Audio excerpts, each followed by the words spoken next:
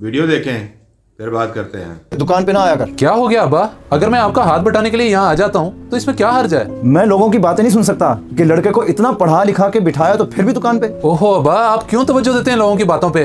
अगर मेरी नौकरी नहीं हो रही तो क्या मैं घर में छुप के बैठा रहूं? सुननी पड़ती है बेटा लोगों की बातें, क्योंकि हम इसी मुआशरे में रहते हैं। पर तुझे क्या समझ आएगी? बल्कि तू जा और एक काम करा। जी अब्बा बताएं। तेरा मामू शहर से बाहर गया हुआ है, माहम को यूनिवर्सिटी से लेकर घर छोड़ा। जा शाबाश। चलें ठीक है, मैं मुबीन से बाइक लेके चला जाता हूँ उसे लेने।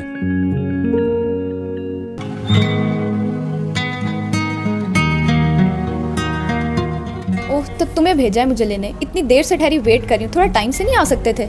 बस वो बाइक नहीं मिल रहा था तो इसलिए देर हो गई। चलो ठीक है, अब और देर ना करो और चलो।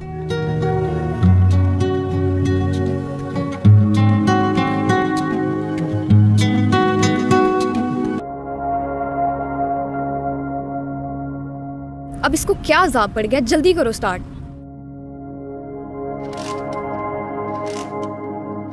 मुझे लगता है आज तुम घर पहुंचाते पहुंचाते ही शाम कर दोगे। इससे तो बेहतर था मैं पॉइंट पे चली जाती। माम ये नहीं हो रहा स्टार्ट, अब हमें पैदल ही जाना पड़ेगा। चलो फिर।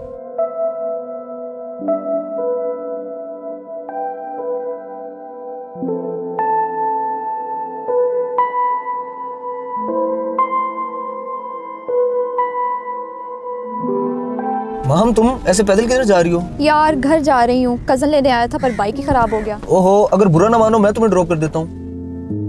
चलो ठीक है शरोज, तुम आ जाना, मैं जा रही हूँ। माहम पर ऐसे कैसे जा सकती हो तुम किसी के साथ? वो किसी नहीं है, फेलो है मेरा। तुम बेफिक्र रहो और जाओ अपने घर।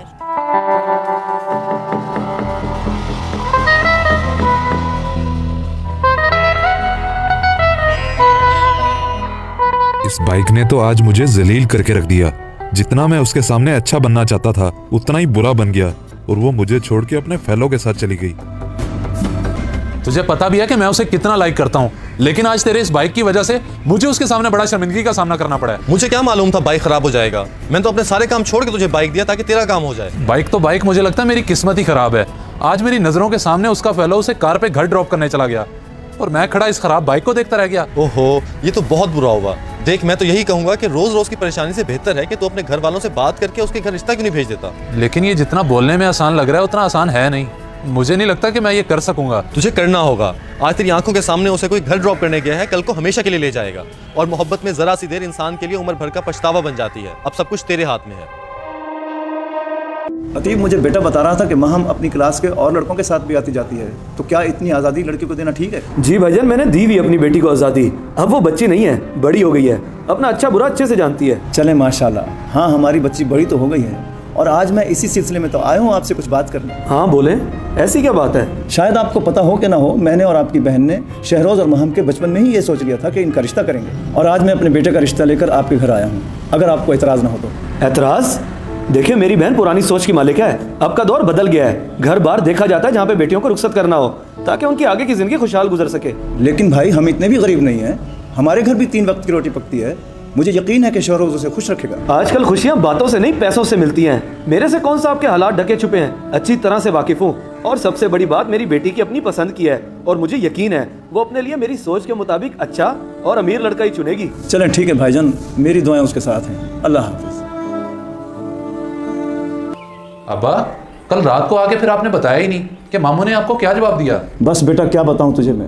पहले तो उसने हमें गुर्बत का ताना दिया, फिर उसने कहा कि मैं अपनी बेटी की शादी वहां करूंगा जहां वो चाहेगी। अच्छा, सही है। चले ठीक है अब्बा।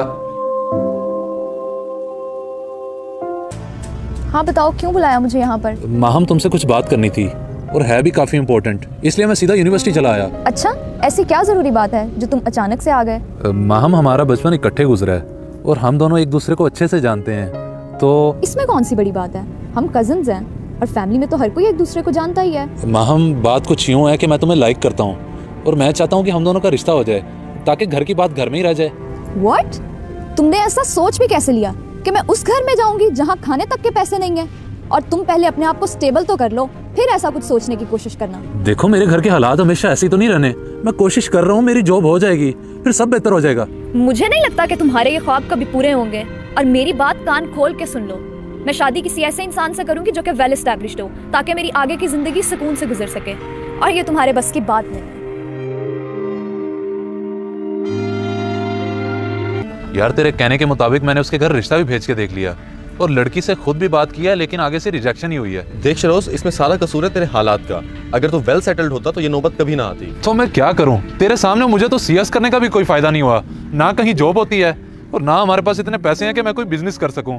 फिर कैसे बदलूं मैं अपने हालात? हालात इंसान को खुद बदलने होते हैं। और तू अपनी डिग्री को इतना फजूल क्यों समझता है? मैं तो कहता हूँ लाहौर चला जा और वहां जाके सॉफ्टवेयर हाउस ज्वाइन कर ले। सॉफ्टवेयर हाउस ज्वाइन कर लूं और लाहौर जाके? कहने और करने में बहुत फर्क है। नए शहर और नई जगह पे जाके मैं कैसे एडजस्ट होऊंगा? मेरी पूरी बात तो सुन ले। मैंने तुझे लाहौर का इस वजह से बोला क्योंकि लाहौर में मेरे दोस्त का बहुत बड़ा सॉफ्टवेयर हाउस है। उसे वैसे भी कॉम्पिटेंट लोगों की जरूरत होती है। मैं उससे बोल दूंगा तो वो तुझे रख लेगा। फिर तो बहुत अच्छा हो गया। तू आज उससे बात कर ले, मैं कल ही लाहौर के लिए निकल जाऊंगा। बस तू फिक्र न कर, मैं कर लूंगा उससे बात। तू लाहौर की तैयारी पकड़।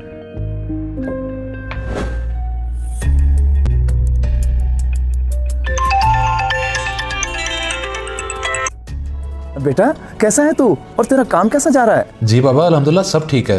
बाकी आप लोग कैसे हैं? अल्लाह का शुक्र है बेटा, हम भी ठीक हैं। मैंने तुझे ये बताने के लिए फ़ोन किया था कि अगले हफ्ते तेरे मामे ने माहम की शादी रख दी है, तो मैं कह रहा था कि तू भी एक आध दिन की छुट्टी लेके आ जाता। चलो शादी में शरीक हो जाता। नहीं अब्बा, आप लोग कर लेना अटेंड, मैं नहीं आ सकता क्योंकि यहाँ काम बहुत है। चलो ठीक है बेटा, मैंने सोचा मैं तुझे बता दूँ। जी अब्बा, आप लोग अपना ख्याल रखिए, मैं जल्द लगाऊंगा चक्कर और मेरी तरफ से उन्हें मुबारकबाद दे दीजिएगा।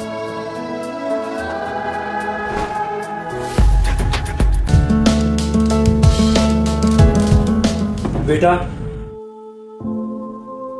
अरे मामू आप आए हैं, बैठे। मामू इतने अरसे बाद मेरे ऑफिस में अचानक से? हाँ बेटा, बस काफी अरसे बाद ही मुलाकात हो रही है और माशाल्लाह तू तो अब बड़ा आदमी बन गया है। अल्हम्दुलिल्लाह मामू, अल्लाह का करम है। बाकी आप बताएं, सब खैरियत है? खैरियत?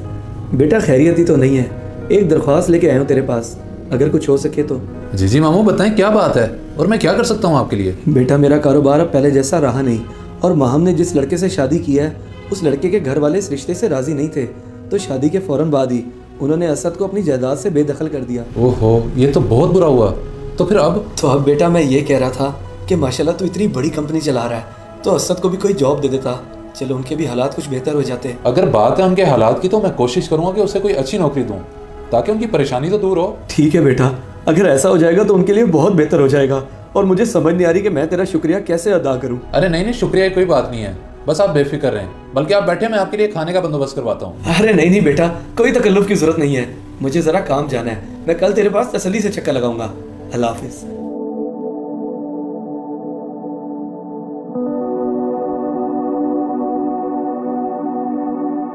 मैंने इनके साथ माजी में कितना गलत किया, इसकी कदर नहीं की और आज इसने मुझ पर कितनी बड़ी मेहरबानी कर दी।